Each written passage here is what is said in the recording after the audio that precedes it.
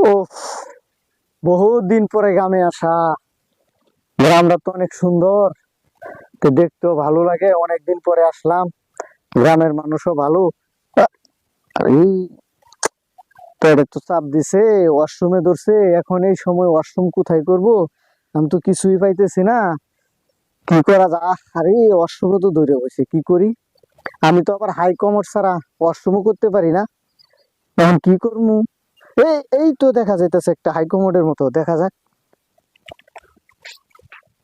কি ওয়াশরুম করা যাবো কিনা। এটা তো হাই কমোডের মতো লাগে।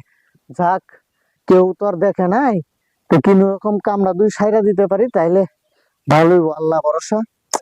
আমি তো আবার হাই কমোড ছাড়া, সে দেখা যাক। আল্লাহ ভরসা। কেডা কেডা আনে?